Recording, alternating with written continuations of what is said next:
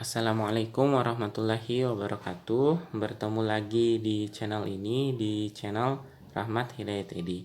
Di sini saya akan membahas tentang hukum kekekalan momentum yang merupakan lanjutan materi dari impuls, momentum, dan hubungan antara impuls dan momentum. Oke, mirip-mirip dengan hukum kekekalan energi. Jadi kalau hukum kekekalan momentum berarti momentum itu berlaku nilainya untuk dua keadaan. Nah, di sini misalnya ada keadaan awal dan keadaan akhir. Nah, berarti jumlah momentum yang ada di awal dan jumlah momentum yang ada di akhir itu nilainya harus sama. Jadi kalau dalam simbol matematika, sigma P awal itu sama dengan sigma P akhir, di mana P adalah M kali V. Jadi sigma MV awal itu sama dengan sigma MV akhir. Jika ada dua benda, kita tinggal melakukan penjumlahan momentum-momentum yang ada di awal dan momentum-momentum yang ada di akhir.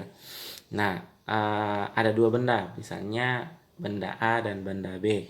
Berarti kita tinggal menulis MA kali VA ditambah MB kali VB sama dengan MA kali VA aksen ditambah MB kali VB aksen.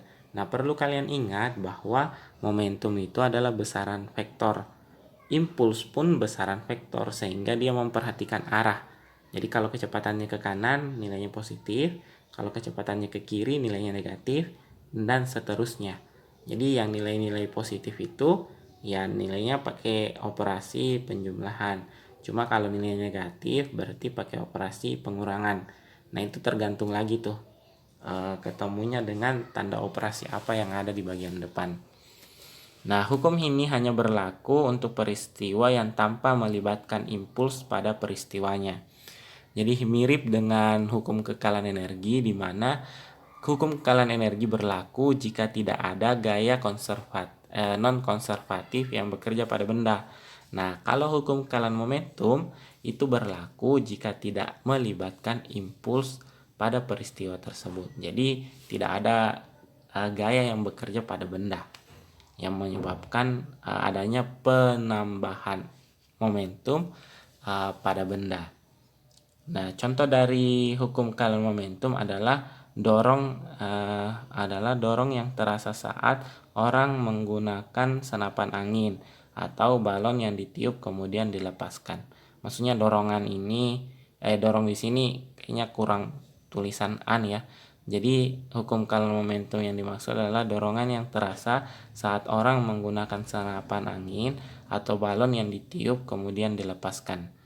Jadi balon yang ditiup itu kenapa bisa menjadi contoh, karena awalnya kan misalnya diam, terus udara yang disemburkan itu memiliki kecepatan. Nah, memiliki kecepatan itu karena udara yang disemburkan memiliki kecepatan, maka dia dapat mendorong balon tersebut ke arah yang berlawanan. Oke, kita lanjut. Nah, sebelum kita bahas ke contoh soal ini, akan kita lanjutkan di video berikutnya. Jadi saya cukupkan untuk video kali ini saja dulu. Terima kasih, dan tidak lupa saya mengingatkan tetap dukung channel ini sehingga channel ini bisa berkembang dan bermanfaat untuk kita semua. Terima kasih. Assalamualaikum warahmatullahi wabarakatuh.